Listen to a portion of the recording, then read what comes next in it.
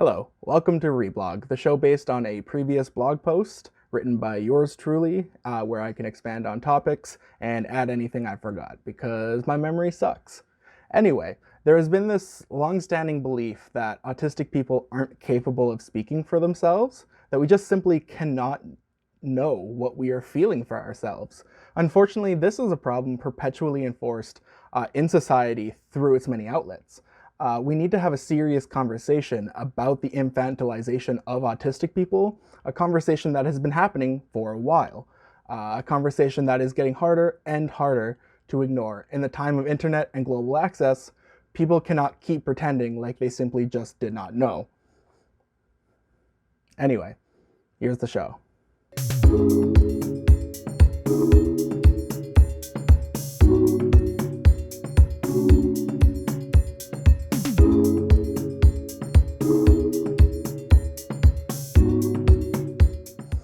Anyway, there is a direct controversy that you probably have heard about lately that is just a symptom of a wider problem. In addition, the controversy itself involves specifically non-speaking and non-verbal autistic people, and true to the name of this piece, I will let them communicate their own piece on that. I'm not going to speak over them.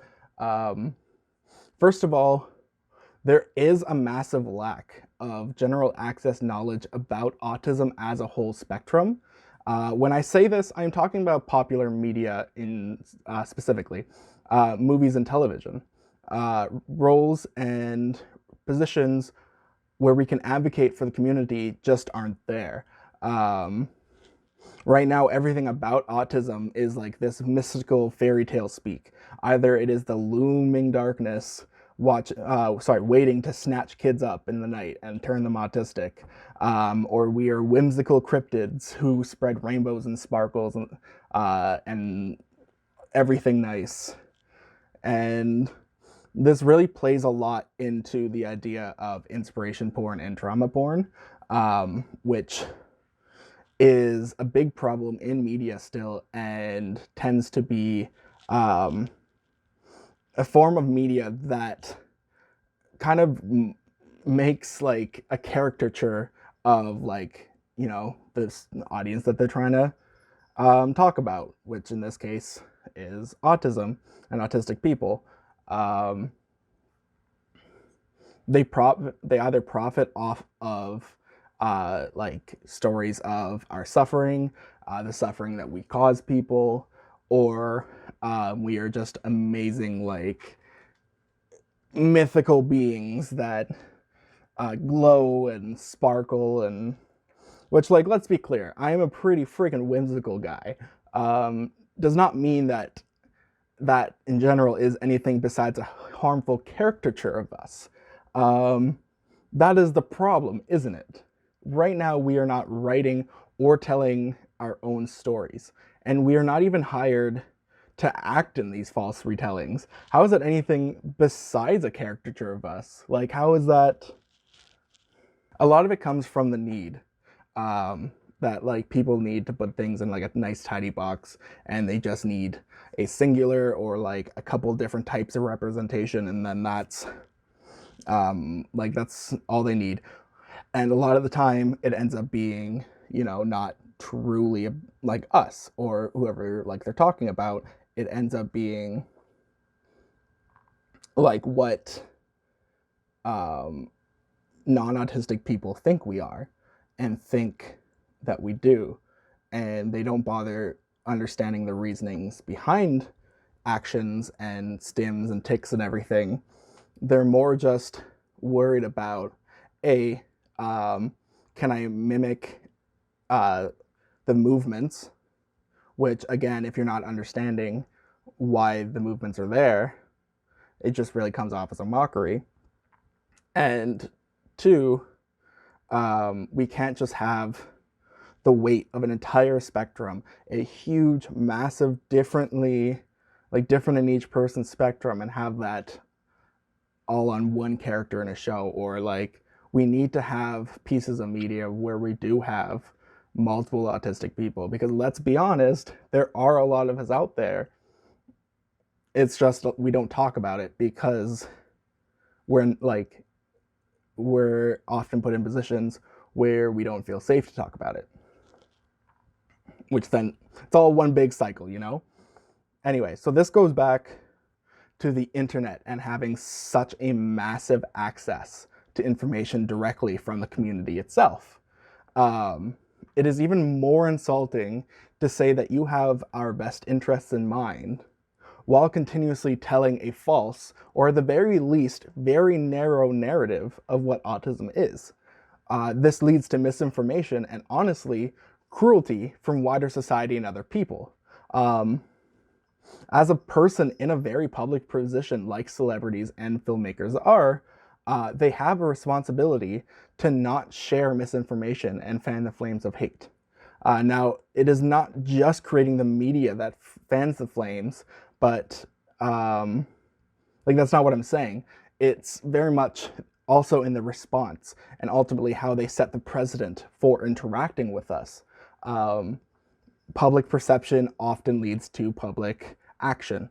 So a lot of the time, if people see their faves being like, okay, well, autistic people can think for themselves, and now they're just being ungrateful, well, I'm going to show them insane amounts of cruelty. Sorry, I shouldn't use but large amounts of cruelty, um, because they can't feel anything clearly, and we're also going to just tell them that they're wrong. They don't know about autistic like experience, even though, you know, if anybody has experience in autism, it's autistic people, but apparently we don't have the experience for it. I don't know. But the community has received a massive amount of hate and vile content sent directly to us and to, you know, everyone in the community, especially like when you have intersectionalities in the autism community, they're facing this a lot worse because they are dealing with like the ableism onslaught, racism onslaughts, transphobia, homophobia.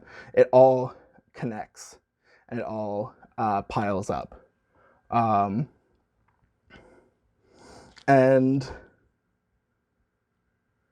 it's because they have set the precedent for us. They have set the precedent that we just don't feel real feelings. It's fine. Cruelty is fine. I'm not going to go into detail of everything I saw, but it definitely reminded me just how far we have to go. In addition, there is a baffling amount of people saying that their first experience and knowledge of autism has come from the recent controversy, or even just in movies in general, but still tell the autistic community they are wrong about their own experiences. Like, literally saying that they would much rather just see autistic people acting like our caricatures because they are not downers and they're not depressing and they're not, you know, they're not hard to deal with. They're just them. They're caricatures on the screen. Sorry, I don't entertain you in my everyday life. I'll make sure next video I'll come out in the Jester outfit. I'll sing like some merry songs. I'll be off tune the whole time, but it'll be fine. And it is important for non-autistic people to catch this stuff too. Do not just let things slide when you see them. Do not just let your faves say and do whatever you want because you enjoy their stuff. Because I promise you, they would not go this hard for you. Trust me. And so to stoop to like such a level of hatred and like defense just because like people you enjoy seeing or hearing says that it's all right. Like there has to be a critical thinking beyond that step. And it shouldn't just be the people affected who have to talk out about these things all the time. We shouldn't have to always expend our energy just to not be treated like shit. Sorry about it. It is shocking how many people are kind of known for how understanding and loving they are, but you find out that they have been anti-autistic for years, telling autistic people that, and this is a very recent quote, they are, if they don't go through ABA therapy, I'm not going to say the word, I will put it up on screen. Obviously, you saw it there. Um, I'm not gonna say the word obviously. That is wrong from many different angles, and there's a lot to unpack there beyond autism hate. There's just a lot, like, there's a lot of this idea that ABA and just making, like, forcing people's brains to think in a way that's like not natural for them, to an extent that like you don't know who you are anymore. That's damaging. And it's not about fitting into society or if being a member of society. We are members of society. It's just there's parts of society that are completely just non-accessible to us because there's such a pushback against us. Now the problem is not just in media, obviously. Like I said, it all is a symptom of a wider problem. This just feeds into a general idea that autistic people don't have the capacity for individual thoughts and emotions. I have seen people who genuinely think that we should shut up and just be grateful to be talked about. I've heard this directly followed with the explanation that we aren't actually upset about this because we lack the capacity to feel normal emotions. Like, what? I am the most emotional person I've met. Trust me, call me a mean name and I'll cry on camera for you. Do it right now.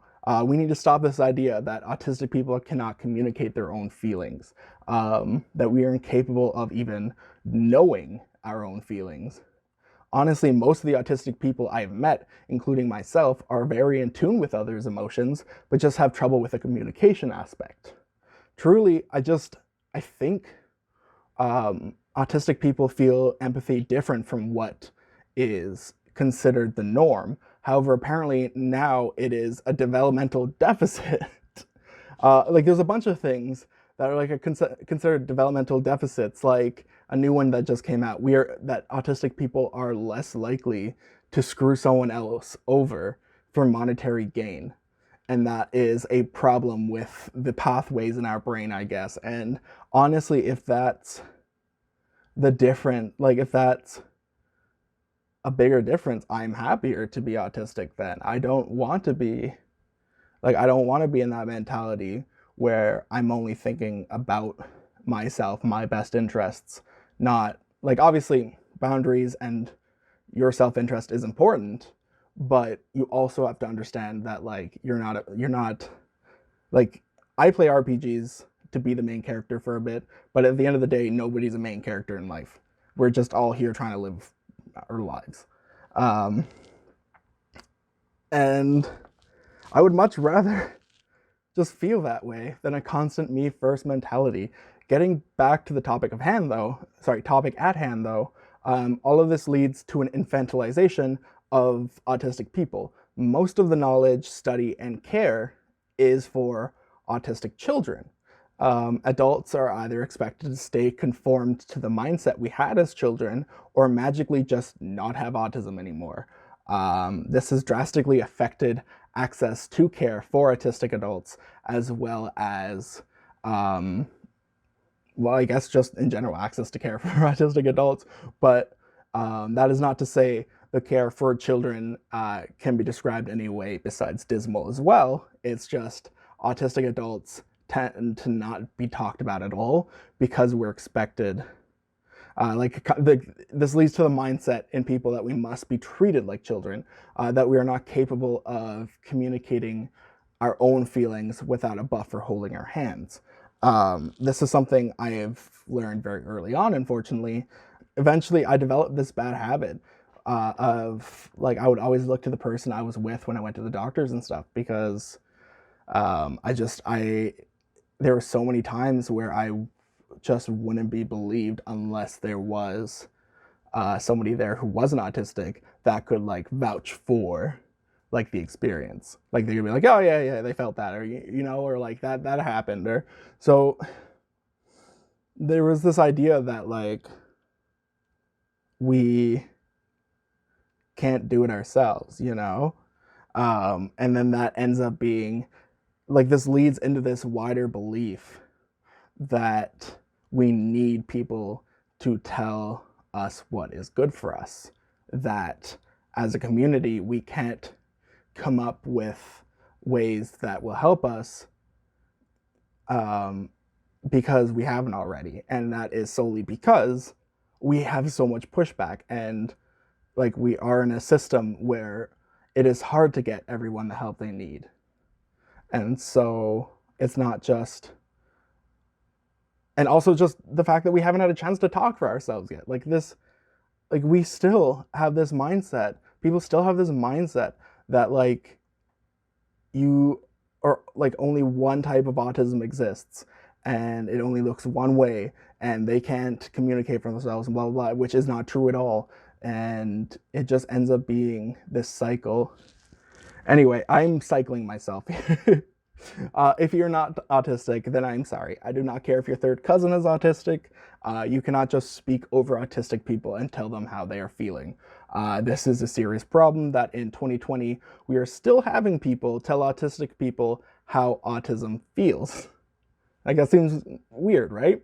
I'm not saying that you cannot share experiences interacting with your family, but it is important to note that you are not the one who personally has autism. You are not the victim because you must deal with autistic family. Love them and celebrate them for who they are, because just like anyone else, we thrive in these environments and can be our best selves.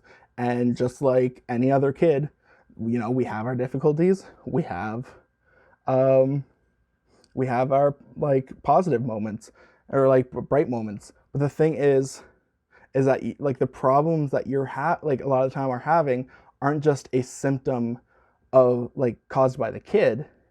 It's caused by society not giving you the access and help you need. So don't take it out on the kid. Don't act like you're like this victim for having autistic family, because you're not. We are just human beings. We're not like something that happened to you.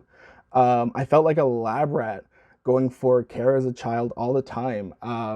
Constantly, I would ask not to have the room filled with medical students writing down notes every time I shared personal details of my life. I would constantly request not to have them.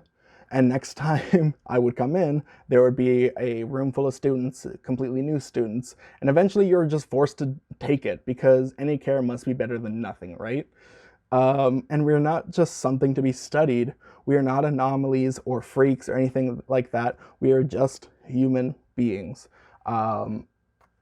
who happen to have different neurological pathways. Don't study us like lab rats. So yes, I want to understand like a lot of the inner workings of autism too. My fear right now is a lot of that is done for the sake of erasing us. Anyway, I do not want to keep seeing new characters of us. That's what I'm trying to say as well. I want to see autistic people in autistic roles. Like I said in my representation and media piece, I will put it up in my annotations. If they cannot even bother hiring us or making sets accessible for movies about us, you really expect them to do that for other roles. Like, it's not just about, like, it's not me saying, it's not like the community saying like, oh, well, autistic people can't play non-autistic roles either. We're not even getting the non-autistic roles either. There's many actors out there, actors and actresses and everything out there that just don't mention their autism ever, because it is like a career suicide. And like so many people you don't know have autism, because if they talk about it, then, you know, then all of a sudden they're not getting the roles they're getting.